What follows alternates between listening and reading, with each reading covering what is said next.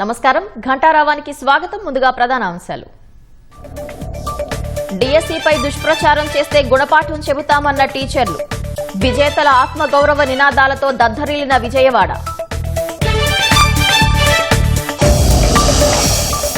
డిఎస్సిపై జగన్ అసెంబ్లీలో మాట్లాడాలన్న అయ్యన్న.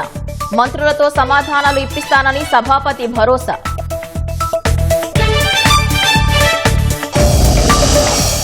బీసీల అభ్యున్నతికి కూటమి ప్రభుత్వం కృషి. వైసీపీ పాలనలో బడుగులను వేధించారన్న మంత్రులు.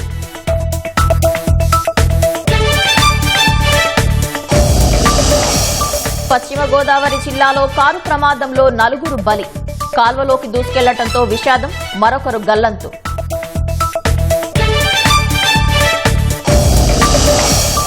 వందే మాతరం గేయాన్ని కాంగ్రెస్ అవమానించిందన్న అమిత్ షా. సమాచార లోపమేనని హస్తం పార్టీ వివరణ.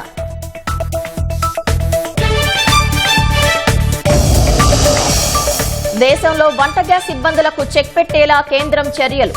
ఉత్పత్తి సామర్థ్యం పెంచాలని కంపెనీలకు ఆదేశాలు.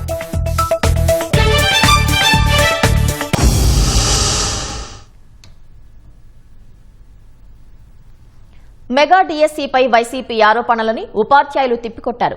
తమ కష్టార్జితంపై నిందలు వేస్తే ఊరుకునేది లేదంటూ విజయవాడలో ఆత్మగౌరవ ర్యాలీతో కదం తొక్కారు. ఉపాధ్యాయులతో పెట్టుకోవద్దని హెచ్చరించారు. కూటమి అధికారంలోకి వచ్చాక 2025లో నిర్వహించిన మెగా డిఎస్సిపై వైసీపీ అసత్య ఆరోపణలపై ఉపాధ్యాయుల నిరసనలు కొనసాగుతున్నాయి. మెగా డిఎస్సిలో ఉద్యోగాలు సాధించిన రాయలసీమ ఉపాధ్యాయులు కర్నూలు, చంద్రగిరిలో కదం తొక్కగా ఇప్పుడు వారి బాటలోనే ఇతర జిల్లాల టీచర్లు విజయవాడలో ఆత్మగౌరవ ర్యాలీ చేశారు. ఉమ్మడి పశ్చిమ గోదావరి, కృష్ణా, గుంటూరు, ప్రకాశం జిల్లాల నుంచి బెజవాడకు తరలివచ్చారు. ఇందిరాగాంధీ స్టేడియం నుంచి స్వరాజ్ మైదానం వరకు ర్యాలీ నిర్వహించారు. అక్కడ అంబేద్కర్ విగ్రహానికి వినతి పత్రం సమర్పించారు. కష్టపడి కొలువులు సాధించిన తమ ఆత్మగౌరవాన్ని దెబ్బతీయొద్దని విజ్ఞప్తి చేశారు. ఫ్యామిలీస్ కూడా దూరంగా ఉంటూ ఎంతో కష్టపడి హార్డ్ వర్క్ చేసి ఈ పొజిషన్ ని రీచ్ అయ్యాము. అందరికీ ఒకటే చెప్పేది, ఇది మెగా డిఎస్సి, డగా డిఎస్సి కాదు. We are clever, we are clean. ఎన్నో త్యాగాలు చేసి మేము సాధించిన ఉద్యోగాన్ని మీరు తప్పు అంటుంటే రేపు మేము విద్యార్థులకు ఏం బోధించాలి? ఈ రోజు నువ్వు కష్టపడితే రేపు నీ ప్రతిభ ఉంటుందని ఎలా బోధించమంటారు? నేను జగన్ గారి అభిమాని. నా ఫోన్ కి వాల్ పేపర్ జగన్ గారే, ఆ వాచ్ యొక్క డిస్ప్లే మీద కూడా జగన్ గారే ఉండేవారు. నేనే కాదు, మా కుటుంబం అంతా జగన్ గారి అభిమానులే. నీ అభిమానికి ఉద్యోగం వచ్చింది, ఇంతకంటే పారదర్శకత ఏంటి? ఎంతో కష్టపడ్డాను, నిద్ర లేని రాత్రులు గడిపాను, తిండి మానేసి చదివాను. లాస్ట్ కి నువ్వేమన్నావు నన్ను? నా ఉద్యోగం మీద, నేను కష్టం మీద, నా కష్టం విలువ లేకుండా చేసిన ఆ జగన్ గారిని ఈ రోజు నేను సభాముఖంగా అంబేద్కర్ గారి సాక్షిగా చెప్తున్నా, ఈ రోజు నుంచి నేను అభిమాని కాదు. నాకు ఉద్యోగం ఇచ్చిన సిబిఐనే నాకు దేవుడు. ఈ రోజు రండి. అంబేద్కర్ చెప్పిండు, విద్య నేర్చుకో, విలువ పెంచుకో, నీ వ్యక్తిగత ఔన్నత్యాన్ని పెంచేది ఎడ్యుకేషన్ మాత్రమే అని చెప్పిండు. నేను ఎస్సీ సామాజిక వర్గానికి చెందినటువంటి వాడిని, ఎస్సీ మాదిక కులస్తులను. మేము మా ఇంటికి వెళ్ళి ఎంక్వైరీ చేసుకోండి. కష్టపడి చదువుకొని మీ ఉద్యోగాన్ని సాధించుకుంటే ఈ రోజున మీరు కొనుక్కొని వచ్చారు ఉద్యోగాన్ని, మీరు కష్టపడి రాలేదు. ఇది మీది మెగా డిఎస్సి కాదు, దగా డిఎస్సి అని ఉంటే మాకు నిజంగా కళ్ళంబటి నీళ్లు వస్తున్నాయి సార్. మేము ఆకలి బాధలైనా భరించాం గానీ ఆత్మగౌరవాన్ని తాకట్టు పెట్టుకోలేదు. 46 సంవత్సరాల వయసులో నేను ఉద్యోగాన్ని కొనుక్కోవాల్సిన అవసరం ఉందో మీరే తెలుసుకోవాల్సిన అవసరం ఉంది అని చెప్తా ఉన్నా. Newton's third law, for every action there is an equal and opposite reaction. ఇది మెగా డిఎస్సి కాదు, దగా డిఎస్సి అని మనల్ని అగౌరవంగా చూస్తున్నారు కాబట్టి దానిని వ్యతిరేకించాల్సిన బాధ్యత కూడా మన మీదే ఉందండి. ఉపాధ్యాయులము మంచి చెప్పాల్సిన వాళ్ళము.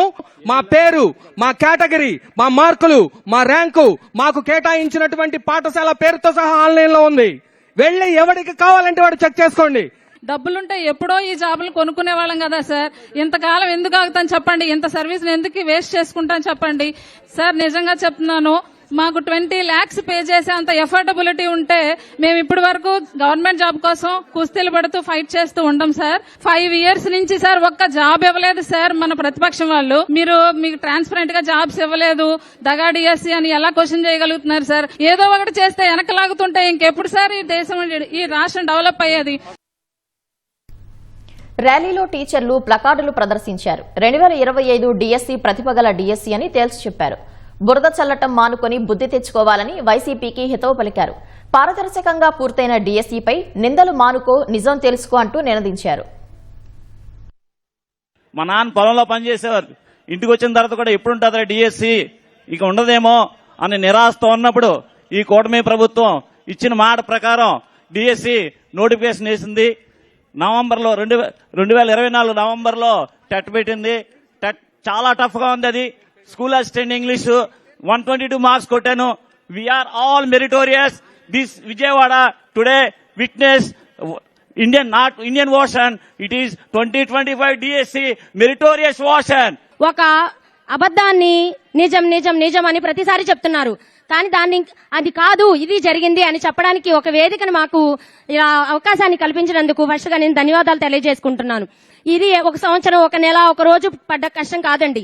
సంవత్సరాలు ప్రతి టీచరు, కొంతమంది అయితే వాళ్ళకి ఇంట్లో కంపల్సరీ సిచ్యువేషన్, వాళ్ళు ప్రైవేట్ స్కూల్లో కంపల్సరీగా ఏదో ఒక ఉద్యోగం చేస్తూ ఉండాలి, లేకపోతే ఇల్లు గడవదు.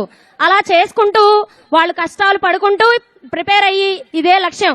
1-2 మార్కుల్లో బై మిస్టేక్ వాళ్ళు ఆ అనలిటికల్ క్వశ్చన్స్ అటెంప్ట్ చేయలేకపోయిన వాళ్ళని వాళ్ళు వాళ్ళ ఎమోషన్స్ ని తీసుకుని వాళ్ళకి హారిజాంటల్ రిజర్వేషన్ అంటే అవేర్నెస్ లేక వాళ్ళని ఒక అవకాశంగా తీసుకుని ఇలాంటి దుష్ప్రచారం చేస్తున్నారు. ప్రతి దానికి ప్రూఫ్ ఉంది. ఒక లైవ్ ఎగ్జాంపుల్ ఏంటంటే లైవ్ ఎక్స్పీరియన్స్. అది ఒక మేడం గారు ఈడబ్ల్యూఎస్ సర్టిఫికేట్ పెట్టారు. వాళ్ళ హస్బెండ్ గవర్నమెంట్ ఎంప్లాయ్, కానీ మేడం గారు వాళ్ళ ఫాదర్ పేరు మీద తీసుకొచ్చారు. ఎంత డీప్ గా స్క్రూటినైజ్ చేసి వెరిఫికేషన్ జరగకపోతే అది ఎలిమినేట్ చేస్తారండి. ఈ మేడం గారు కొనుక్కోవాలంటే పోస్ట్ ఎంతసేపు మేడం? ఆవిడ కొనుక్కోవాలంటే ఎంతసేపు అండి? ఒకటే అన్నారు, మీరు మీ హస్బెండ్ గవర్నమెంట్ ఎంప్లాయ్, మీకు ఈడబ్ల్యూఎస్ అలా వర్తిస్తుందండి, you are disqualified and you are eliminated. అంతే. చూడండి ఎంత జెన్యూన్ గా జరిగిందో. ఎన్నో డిఎస్సీలు రాశాను, వయసు మీరిపోతుంది, ఇంకా డిఎస్సీ కొట్టలేను అనే నిరుత్సాహంలో ఉన్నప్పుడు ఆశాకిరణంగా 2025 డిఎస్సీ నా జీవితంలో వెలుగు రేఖలు నింపింది. నేను విజువల్ హ్యాండిక్యాప్ పర్సన్ అయినా కంటెంప్టర్ నీళ్లు కడుతూ వద్దు, చదవద్దు అంటున్నా ఈ మెగా డిఎస్సీలో విజయం సాధించాను. ఎవరో ఇది దగా డిఎస్సీ అంటుంటే బాధతో ఉంది. ఒకటి గుర్తుపెట్టుకోండి, గురువుని అవమానించిన వాడికి పుట్టగతులు ఉండవు. నవమాసాలు కానీ ఒక పిల్లోడు పుట్టిన తర్వాత ఇది నీ పిల్లోడా అని అడిగితే ఎవరికైనా బ్లడ్ బాయిల్ అవుతుందా లేదా? అలాంటిది కొన్ని సంవత్సరాల నుంచి మోసిన ఈ కష్టాన్ని 9 నెలలు కాదు, కొన్ని సంవత్సరాలు మోసాం. ఆ తర్వాత ఆ బిడ్డ వచ్చి ఇప్పుడు 10 నెలలు పూర్తయింది. ఇప్పుడు నీ బిడ్డ కాదంటే ఎందుకు కోరుకుంటాం? ఇది మా కష్టార్జితం. మెగా డిఎస్సీ సహా ఇతర అన్ని అంశాలపై జగన్ కు మంత్రులతో సమాధానాలు ఇప్పించే బాధ్యత తనదని సభాపతి అయ్యన్న పాత్రుడు స్పష్టం చేశారు. రోడ్లపై మాట్లాడే బదులు రేపటి నుంచి జరిగే వర్షాకాల సమావేశాలకు వచ్చి శాసనసభ వేదికగా మాట్లాడాలని హితవు పలికారు. అర్హత లేకుండా ప్రతిపక్ష హోదా ఎలా ఇవ్వగలనని అయ్యన్న పాత్రుడు అన్నారు. చెప్తున్నాను, ఈవేళ అసెంబ్లీ అన్నది అన్ని పార్టీ వాళ్ళకి సమానమే, ఒక పార్టీకి 2 పార్టీలు కాదు. జగన్మోహన్ రెడ్డి గారు కానీ వాళ్ళ పార్టీ వాళ్ళు కానీ ఇవి చూస్తున్నాం, బయటనే మాట్లాడుతున్నారు మన ఎగ్జామ్స్ గురించి కానీ ఇవన్నీ కూడా. నేను బయట మాట్లాడడం ఎందుకండి, అసెంబ్లీకి వచ్చి మాట్లాడవచ్చు కదా. రండి జగన్మోహన్ రెడ్డి గారు, అసెంబ్లీకి వచ్చి మీరు అడగవలసిన ఏదో అసెంబ్లీలో అడిగితే దానికి సంబంధించిన రిప్లై గవర్నమెంట్ ఇస్తుంది, మీకు మంత్రులు ఇస్తారు. మీరు ఎక్కడో రోడ్డు మీద మాట్లాడి ఈ సమాధానం చెప్పమంటే ఎలా చెప్తారు? అసెంబ్లీ వేదిక ఉంది, మీరు ఎమ్మెల్యేలు 11 మంది ఎమ్మెల్యేలు ఉన్నారు. 11 మంది ఎమ్మెల్యేలు అసెంబ్లీకి వచ్చి మీకు ఏమైనా డౌట్స్ ఉంటే అడగండి. దానికి మంత్రులు గవర్నమెంట్ కూడా ఆన్సర్ ఇవ్వడానికి సిద్ధంగా ఉంది. ఇక్కడ రాకుండా ఎక్కడెక్కడ మాట్లాడుకుంటూ రోడ్డు మీద మాట్లాడుకుంటూ మా సమాధానం చెప్పమంటే ఎందుకు చెప్పాలండి? మీరు ఎమ్మెల్యేలు కదా, వచ్చి మాట్లాడే హక్కు మీకు ఉంది కదా, ఎందుకు రాలేకపోతారు అసెంబ్లీకి? మీరు అంటే ప్రతిపక్ష హోదా ఇస్తే వస్తామంటున్నారు కదా, ఎందుకు కలిపి? ప్రతిపక్ష హోదా ఇవ్వడానికి నెంబరింగ్ ఉండాలి సార్. ప్రతిసారి ప్రతిపక్ష హోదా ఎలాగిస్తాను నేను? దానికి ఒక నెంబరింగ్ ఉంటుంది. మరి లాస్ట్ టైం చంద్రబాబు నాయుడు గారికి 23, 24 గెలిచారు. అప్పుడు ఏమన్నాడు అతను? ఒక 5 తీసేస్తే నీకు ప్రతిపక్ష హోదా పోవద్దని చెప్పి ఇదే జగన్మోహన్ రెడ్డి గారు అసెంబ్లీ మాట్లాడాడు కదా. మరి నీకు 11 పెట్టుకుని ప్రతిపక్ష హోదా ఎలాగిస్తాను?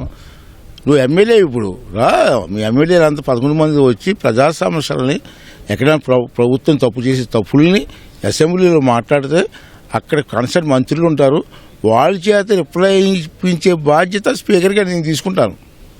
రా అసెంబ్లీకి రా, వద్దని ఎవరన్నారు? సర్దార్ గౌతులచ్చన్న స్ఫూర్తితో కూటమి ప్రభుత్వం పాలన సాగిస్తుందని మంత్రులు స్పష్టం చేశారు. బీసీలను రాజకీయంగా, సామాజికంగా, ఆర్థికంగా అన్నింటా ముందంజలో నిలబెట్టేలా సంక్షేమ పథకాలను అమలు చేస్తున్నామని చెప్పారు. సర్దార్ గౌతులచ్చన్న 117వ రాష్ట్ర స్థాయి జయంతోత్సవాన్ని విజయవాడ తుమ్మలపల్లి కళాక్షేత్రంలో ఘనంగా నిర్వహించారు. ఈ కార్యక్రమంలో మంత్రులు సవిత, అనగాని సత్యప్రసాద్, కొల్లు రవీంద్ర, పార్థసారథి, ఆర్టీసీ చైర్మన్ కొనకళ్ల నారాయణ, ఎమ్మెల్యేలు గద్దె రామ్మోహన్, గౌతు శిరీష పాల్గొన్నారు. గౌతులచ్చన్న పోరాట స్ఫూర్తిని భావితరాలకు తెలియజేయాలన్న ఉద్దేశంతోనే ఆయన జయంతిని రాష్ట్ర పండుగగా నిర్వహిస్తున్నామని మంత్రులు చెప్పారు. వారు దేనికోసమైతే పోరాటం చేశారో ఆ స్ఫూర్తిని తీసుకోవాలి. మనం ఈ రోజు రాష్ట్రంలో బలహీన వర్గాల మధ్య చిచ్చు పెడతానికి ప్రయత్నం చేస్తుంది కొంతమంది అని చెప్పేసి మీకు మనం చేస్తాను. చంద్రబాబు నాయుడు గారు ఒకటే చెప్తా ఉన్నారు, ఉద్యోగ అవకాశాలు కల్పించాలి, అంతేగాని నేను పెన్షన్ ఇచ్చాను. ఎస్, ఆ గత ప్రభుత్వం కంటే ఈ ప్రభుత్వం 20 నుంచి 40% అధికంగా సంక్షేమ కార్యక్రమాలు చేస్తుందని చెప్పేసి మనం చేస్తామని నేను.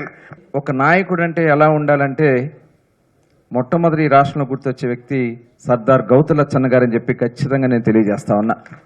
ఎందుకంటే వారు చూపించినటువంటి స్ఫూర్తి, ఆనాడు రైతుల కోసం పాదయాత్ర ఇచ్చాపురం నుంచి తడ వరకు చేసిన, అదేవిధంగా మారుతున్నటువంటి రాజకీయ పరిస్థితుల్లో ఆనాడు ఉన్నటువంటి కాంగ్రెస్ లేదంటే కొన్ని ప్రభుత్వాల పోకడి నచ్చక ఆనాడు నందమూరి తారక రామారావు గారు తెలుగుదేశం పార్టీని స్థాపిస్తే ప్రత్యేకంగా ఎన్టీ రామారావు గారి రాష్ట్రానికి అవసరం అని చెప్పి ఆ రోజు సపోర్ట్ చేసినటువంటి వ్యక్తి సర్దార్ గౌతులచ్చన్న గారు అని చెప్పి ఈ సందర్భంగా మీకు తెలియజేస్తా ఉన్నా. రాష్ట్రం కోసం, ఈ దేశం కోసం, పట్టుబడిన వర్గాల కోసం పోరాటం చేసిన వ్యక్తి గౌతులచ్చన్న గారి రాష్ట్ర పండుగ రాజధానిలో మరి విజయవాడ నడిబొట్టున నడపాలని గొప్ప సంకల్పంతో ఈ కార్యక్రమం చేశాం. మరి రామారావు గారి దగ్గర నుంచి మరి ముఖ్యమంత్రి మన చంద్రబాబు నాయుడు దగ్గర నుంచి మన యువకుల అధినేత నారా లోకేష్ బాబు గారు బీసీల కోసం, బీసీల పక్షపాతిగా నిలబడిన నాయకులు అన్న విషయాన్ని కూడా మీకు అందరికీ తెలియజేస్తున్నాం. తిరుపతి జిల్లా చంద్రగిరి సమీపంలోని ఎర్రవారిపాలెం వద్ద ఏనుగుల గుంపు సంచరిస్తుండటంతో ప్రజలను అప్రమత్తం చేయాలని ఉప ముఖ్యమంత్రి పవన్ కళ్యాణ్ అటవీశాఖ అధికారులను ఆదేశించారు. శేషాచలం అటవీ ప్రాంతంలో ఏనుగులు రాత్రివేళ పంటలను ధ్వంసం చేస్తుండటంపై అటవీశాఖ అధికారులతో పవన్ టెలికాన్ఫరెన్స్ నిర్వహించారు. ఏనుగుల కదలికలను డ్రోన్ల సహాయంతో పర్యవేక్షించి సమీప గ్రామాల ప్రజలను అప్రమత్తం చేయాలన్నారు. ఆస్తి, ప్రాణ నష్టాన్ని తగ్గించేందుకు అటవీ, రెవెన్యూ, పోలీస్ శాఖలు సమన్వయంతో పనిచేయాలని దిశానిర్దేశం చేశారు. రాత్రివేళ ప్రత్యేక గస్తీ ఏర్పాట్లు చేయాలని సూచించారు. సమస్యాత్మక ప్రాంతాల్లో ప్రజలు రాత్రివేళ పొలాలకు వెళ్లకుండా అవగాహన కల్పించడంతో పాటు అవసరమైన భద్రతా చర్యలు తీసుకోవాలని చెప్పారు. ఏనుగుల వల్ల ప్రాణ, ఆస్తి నష్టం జరగకుండా ముందస్తు చర్యలు చేపట్టాలని ఆదేశించారు. పరిస్థితిని ఎప్పటికప్పుడు సమీక్షిస్తూ అవసరమైన చోట హనుమాను బృందాలను మోహరించాలని, క్షేత్రస్థాయి సిబ్బంది 24 గంటలు అప్రమత్తంగా ఉండేలా చర్యలు తీసుకోవాలని ఆదేశించారు.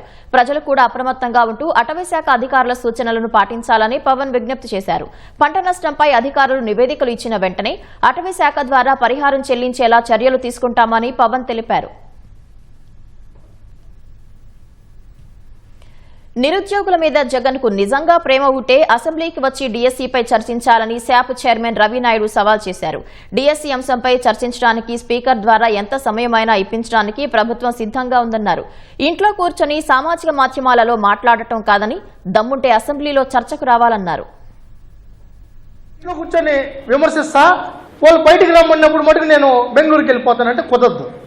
జగన్మోహన్ రెడ్డి గారు నిజంగా డిఎస్సి మీద మీరు చేస్తున్న ఆరోపణలు నిజమైతే, నిరుద్యోగుల మీద మీకు ప్రేమ ఉంటే మీరు ఈ 4 రోజుల అసెంబ్లీ సమావేశంలో పాల్గొని విద్యాశాఖ మంత్రి గారు సవాల్ విసిరారు. ఆ సవాల్ను స్వీకరించి మేము కూడా రిక్వెస్ట్ చేస్తాం, అవసరమైతే స్పీకర్ గారిని మీరు ఎంత టైం అడిగితే అంత టైం ఇవ్వమంటావు. డిఎస్సీ మీద గంట కావాలా, 2 గంటలు కావాలా, రాత్రంతా చర్చిస్తావా? చర్చించు, చర్చకు రా, లేకపోతే డిఎస్సీ గురించి మాట్లాడు. గ్రూప్ 1 ఈరోజు దేశ చరిత్రలోనే అది పెద్ద కుంభకోణం. ఎలక్ట్రీషియన్లు, ప్లంబర్లతో కరెక్షన్ చేయించారు. ఆర్డీఓ స్థాయి అధికారిని ప్లంబర్ కరెక్ట్ చేస్తే ఉద్యోగాలు ఇచ్చారు. వైఎస్ జగన్ అసెంబ్లీలో మాట్లాడేందుకు బీజేపీ ఎమ్మెల్యేల సమయాన్ని కూడా కేటాయించమని కోరతామని ఆ పార్టీ రాష్ట్ర అధ్యక్షుడు మాధవ్ అన్నారు. ఇప్పటికైనా జగన్ అసెంబ్లీకి రావాలని బీజేపీ ఎమ్మెల్యేలు విష్ణుకుమార్ రాజు, ఈశ్వరరావుతో కలిసి ఆయన కోరారు. ప్రతిపక్ష హోదా లభించలేదనే సాగుతో అసెంబ్లీకి రాకపోవడం సరికాదన్నారు. జీతాలు తీసుకుంటూ అసెంబ్లీకి రాని వాళ్ళని నిషేధించాలని చెప్పి స్పీకరే చెప్పాడు. అటువంటి ఒక రూల్ వస్తే బాగుంటుంది. ఎవరైతే ప్రజలు వాళ్ళు ఎన్నుకుని ఎందుకు పంపించారు కనుక ఆ విషయాన్ని వాళ్ళు నెరవేర్తించాలి. విమర్శ వస్తుందని చెప్పి భయపడిపోయి పారిపోవటం కాదు, విమర్శను ఎదుర్కొని నిలబడి అసెంబ్లీలో మాట్లాడాలి. కనుక మరొకసారి మన ప్రియతమ మాజీ ముఖ్యమంత్రి జగన్మోహన్ రెడ్డి గారిని అసెంబ్లీకి రావాలని చెప్పి మేమందరం కూడా సాదరంగా ఆహ్వానిస్తున్నాం. పూర్తి స్థాయి ఇస్తాం. ఆయనకి ఎంత మాట్లాడంత సమయం ఇస్తాం. ఆయన అసెంబ్లీకి వస్తే చాలని చెప్పి అందరూ కూడా వేచి ఉన్నారు. ఆయన రావాలని కోరుకుంటున్నాం. మేము ముఖ్యమంత్రి గారితో మాట్లాడి ఎక్స్ట్రా టైం కూడా ఇప్పిస్తాం. బీజేపీ తరఫున మా వాళ్ళందరూ సమయం కూడా ఇచ్చేస్తాం. ఆయన రావాలని కోరుకుంటున్నాం. జగన్మోహన్ రెడ్డి గారిని తప్పనిసరిగా అసెంబ్లీకి రావాలని చెప్పి మేము కోరుకుంటున్నాము. సమస్యలు ప్రభుత్వం దృష్టికి తీసుకుని వెళ్ళటానికి అత్యున్నతమైన వేదిక. అటువంటిది జగన్మోహన్ రెడ్డి గారు వారు ఎమ్మెల్యేస్ ని కూడా అసెంబ్లీకి వెళ్ళొద్దు అని చెప్పడం అనేది చాలా చాలా అత్యంత దారుణమైన విషయం. వారు వర్గంలో ఉన్న ప్రజలకి ఏ విధంగా ముఖం చూపించుకుంటారు, ఏ విధంగా సమాధానం చెప్తారు. అట్లాగే రేపొద్దుట 2029లో జరగబోయే ఎలక్షన్స్ లో కూడా అసలు వైఎస్ఆర్సీపీకి ప్రజలు ఎందుకు ఓటేయాలి? ఓటేసి అప్పుడు కూడా ఆయనకి ఏదైతే ప్రతిపక్ష హోదా కనుక రాకపోతే మళ్ళీ ఆ ఓట్లన్నీ కూడా వేస్ట్ అయిపోతాయి. మేము 8 మంది ఎమ్మెల్యేస్ ఉన్నాం. మా టైం కూడా కాస్త వారికి కూడా ఇచ్చి వారికి ఎక్కడా కూడా ఇబ్బంది లేకుండా వారు కావలసిన టైం వచ్చేటట్టుగా మా ప్రయత్నం కూడా చేస్తాము. కాబట్టి మాట్లాడేటప్పుడు ఆయన జగన్మోహన్ రెడ్డి గారు మొన్న నేను చూశాను, మాకు టైం ఇవ్వరు అని ఊహించుకోవటం అనేది కరెక్ట్ కాదు. వచ్చి చూసి నిజంగా టైం ఇవ్వకపోతే మీరు టైం ఇవ్వట్లేదని చెప్పొచ్చు. జగన్మోహన్ రెడ్డి గారిని అసెంబ్లీకి ఆహ్వానిస్తున్నాం, సాధారణంగా ఆహ్వానిస్తున్నాం, గౌరవంగా ఆహ్వానిస్తున్నాం. ఎందుకంటే ఇది గౌరవ సభ కాదు. ఎవరు తప్పుగా మీకోసం మాట్లాడరు, మిమ్మల్ని గౌరవంగా చూస్తారు. కాబట్టి దయచేసి మిమ్మల్ని ఎన్నుకున్న మీ నియోజకవర్గ ప్రజల కోసమైనా మీరు రండి. వైసీపీ ఎమ్మెల్యేలు అసెంబ్లీకి వెళ్లాలని కాంగ్రెస్ సీనియర్ నేత మాజీ మంత్రి రఘువీరారెడ్డి హితబోధ చేశారు. వర్షాభావ పరిస్థితిలో కనీసం రైతు సమస్యలపై చర్చించేందుకైనా వెళ్లాలని సూచించారు. మాజీ సీఎం కోట్ల విజయభాస్కర్ రెడ్డి 106వ జయంతి సందర్భంగా కర్నూలు కిసాన్ ఘాట్లో రఘువీర సహా వివిధ పార్టీల నేతలు నివాళులర్పించారు. శ్రీశైలం జలాలను విద్యుదుత్పత్తి కోసం వాడుకోకుండా తెలుగు రాష్ట్రాలు జాగ్రత్తలు తీసుకోవాలని రఘువీర కోరారు. శ్రీశైలం నుంచి పవర్ కు దయచేసి ఇప్పుడు నీళ్లను వాడుకోవడం సరైంది కాదు. తాగునీళ్లకే కటకటలాడుతా ఉన్నారు. గ్రీన్ ఎనర్జీ అని ఇబ్బడి ముబ్బడిగా ప్రత్యామ్నాయ ఎలక్ట్రిసిటీ అవకాశం ఉంది. వచ్చిందే 185 టీఎంసీల నీళ్లు. మళ్ళీ వస్తుందో లేదో తెలియదు మనకు. మూలిగే నక్క మీద తాటిపండు పడ్డట్టు ఎలినినో అనేది ఒకటి. ఇది 2వ వేసవి కంటిన్యూ అవుతుంది. ఎప్పుడూ లేదు ఈ పరిస్థితి. నేను జగన్ పార్టీ ఎమ్మెల్యేలు కోరుతా ఉన్నాను, దయచేసి అసెంబ్లీకి వెళ్ళండి, వెళ్ళి ఈ విషయాల మీద మాట్లాడండి. విమర్శలతో దాడి చేసుకోవడంలో ఉపయోగం లేదు. మీకు కూడా పరిపాలన అనుభవం ఉంది కదా 5 ఏళ్లు. ఇంకా ఏ విధంగా మేలు చేయగలుగుతారో మీరు సలహాలు ఇవ్వచ్చు కదా. ఉద్యోగులు పెన్షనర్లకు న్యాయబద్దంగా రావాల్సిన ఆర్థిక ప్రయోజనాలను చెల్లించాలనే డిమాండ్తో ఈ నెల 28న రాష్ట్ర స్థాయి సదస్సు నిర్వహిస్తున్నట్లు AP Amaravati JAC chairman Bopparaju Venkateswarlu తెలిపారు. విజయవాడ రెవెన్యూ భవన్లో సమావేశమైన ఏపీ జేఏసీ అమరావతి నాయకులు ఉద్యోగుల సమస్యలు, ప్రభుత్వ వైఖరి, భవిష్యత్ ఉద్యమ కార్యాచరణపై చర్చించారు. ఈ నెల 28న నిర్వహించే రాష్ట్ర స్థాయి సదస్సులో ఉద్యమ కార్యాచరణ ప్రకటించాలని ఇవాల్టి సమావేశంలో తీర్మానించినట్లు బొప్పరాజు వెంకటేశ్వర్లు వెల్లడించారు. ఉద్యోగుల పెన్షనర్ల సమస్యలు ప్రధానంగా ఆర్థిక పరమైనటువంటి సమస్యల పరిష్కారానికి గత 3 నెలలుగా ఏపీజేఎస్ అమరావతి ఉద్యమ సన్నద్ధపు సభలని నిర్వహించేందుకు ప్రయత్నం చేస్తున్నటువంటి తరుణంలో చర్చల పేరుతో ప్రభుత్వం గత నెల రోజులుగా కాలయాపన చేస్తూ ఉద్యోగులు ఉద్యమానికి వెళ్లక ముందే చర్చలు చేస్తామని నమ్మబలుకుతూ ఉమ్మడి జిల్లాల వారీగా తిరగాల్సిన సభలు రద్దు చేస్తూ నేరుగా రాష్ట్ర స్థాయి సదస్సు నిర్వహించాలని, దానిని ఈ నెల 28వ తారీఖున విజయవాడ పట్టణంలోని సిపిఎం కార్యాలయం దగ్గర ఉన్నటువంటి మాకినేని బసవ పున్నయ్య గారి ఆడిటోరియంలో రాష్ట్ర సదస్సుని నిర్వహించాలని, ఆ సదస్సు ద్వారా ఉద్యమ కార్యాచరణ కూడా ప్రకటించాలని ఏకగ్రీవంగా తీర్మానం చేయడమైనది. రాష్ట్రం నుంచి డివిజన్ దాకా ఉన్న కార్యవర్గ సభ్యులందరూ కూడా ఈ యొక్క రాష్ట్ర సదస్సులో పాల్గొనాలని చెప్పి వారందరినీ కూడా కోరుతూ, మేము దాచుకున్న మాకు రావాల్సినటువంటి డబ్బులు సుమారుగా 40 నుంచి 50 వేల కోట్ల రూపాయలు బకాయిలు పడినటువంటి నేపథ్యంలోనే మేము ఉద్యమానికి సిద్ధమయ్యాము. పశ్చిమ గోదావరి జిల్లా ఇరగవరం మండలం ఐతంపూడి లాకుల వద్ద కారు అదుపు తప్పి కాలువలోకి దూసుకెళ్లిన ఘటనలో 5 విద్యార్థులు గల్లంతు కాగా 4 మృతదేహాలు లభ్యమయ్యాయి. మరొకరి కోసం గాలిస్తున్నారు. ప్రమాదం నుంచి ఒక యువకుడు సురక్షితంగా బయటపడ్డాడు. తూర్పు గోదావరి జిల్లా మోరి, పశ్చిమ గోదావరి జిల్లా ఆచంట గ్రామాలకు చెందిన యువకులు స్నేహితుని పెళ్లి కోసం పెరవలి వెళ్లారు. తిరిగి ప్రయాణంలో ఓగిడి గ్రామంలోని స్నేహితుని కలవటానికి బయలుదేరారు. ఈ క్రమంలో వర్షం కురుస్తుండటంతో దారి కనిపించగా కారు అదుపు తప్పి కాలువలోకి దూసుకెళ్లింది. 5 ప్రవాహ వేగానికి కొట్టుకుపోయారు. ఓ యువకుడు చెట్టు కొమ్మను పట్టుకుని స్థానికుల సహకారంతో బయటపడ్డాడు. అక్కడే ఉన్న స్థానికులు ట్రాక్టర్ సహకారంతో కారును బయటకు తీశారు. ఈత సరదా 2 విద్యార్థుల ప్రాణం తీసింది. పశ్చిమ గోదావరి జిల్లా పాలకోడేరు మండలం వేండ్ర G&RV కెనాల్లో ఈతకు వెళ్లి 2 ఇంజనీరింగ్ విద్యార్థులు మృతి చెందారు. మృతులు భీమవరం SRKR ఇంజనీరింగ్ కళాశాల విద్యార్థులుగా పోలీసులు తెలిపారు. మొత్తం 4 విద్యార్థులు ఈతకు వెళ్లగా 3 కాల్వలోకి దిగి నీటి ప్రవాహంలో కొట్టుకుపోయినట్లు స్థానికులు చెప్పారు. ఓ యువకుడు క్షేమంగా బయటపడగా 2 చనిపోయినట్లు పోలీసులు వెల్లడించారు. జాతీయ గేయం వందే మాతరంను కాంగ్రెస్ పార్టీ అవమానించిందని కేంద్ర హోంశాఖ మంత్రి అమిత్ షా ఆరోపించారు. ఈ గేయాన్ని రచించిన బంకిం చంద్ర చట్టోపాధ్యాయతో పాటు దేశ ప్రజలకు ఆ పార్టీ క్షమాపణలు చెప్పాలని డిమాండ్ చేశారు. రాజస్థాన్ చిత్తోర్గఢ్లో జరిగిన ఓ సభలో పాల్గొన్న అమిత్ షా శనివారం కాంగ్రెస్ పార్టీ ప్రధాన కార్యాలయంలో జరిగిన 15 ఆగస్టు వేడుకల్లో వందే మాతరం గేయాన్ని మధ్యలోనే ఆపేయాలని సోనియా కోరినట్లు ఆరోపించారు. ఆ దృశ్యాలను దేశమంతా టీవీల్లో చూసిందన్నారు. వందే మాతరంను పాడినందుకు స్వాతంత్ర సమరయోధులు తూటాలు, లాఠీ దెబ్బలు తిన్నారని, జైలు పాలయ్యారని అమిత్ షా గుర్తు చేశారు. ఓటు బ్యాంకు రాజకీయాల కోసమే హస్తం పార్టీ వందే మాతరం గేయాన్ని మర్చిపోయిందని విమర్శించారు.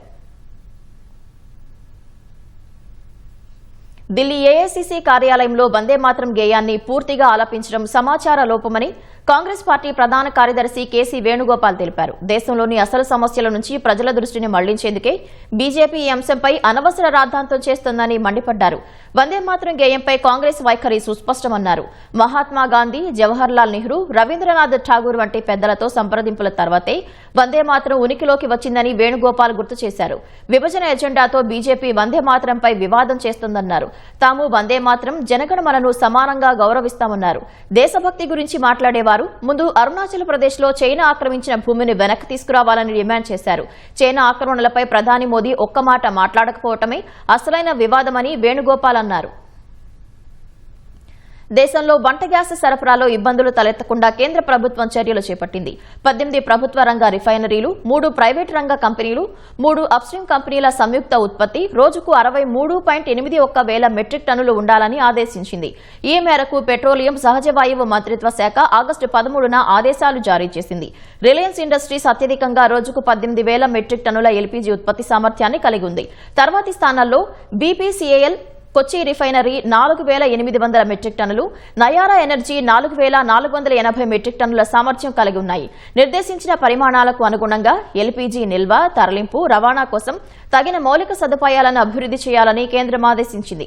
కంపెనీలు తమ ప్రస్తుత కనీస ఉత్పత్తి సామర్థ్యాన్ని మించి ఎల్పీజీ ఉత్పత్తిని పెంచడానికి సాంకేతికంగా, ఆర్థికంగా లాభదాయకమైన చర్యలను అమలు చేయాలని సూచించింది. ఈ ఆదేశాల ద్వారా దేశీయంగా వంట గ్యాస్ ఉత్పత్తి నిర్వహణ, అవసరమైనప్పుడు ఉత్పత్తిని పెంచడానికి ప్రభుత్వానికి మరింత పటిష్టమైన యంత్రాంగం లభిస్తుంది. తద్వారా బయటి సరఫరా అంతరాయాల వల్ల కలిగే నష్టాలను తగ్గించవచ్చు.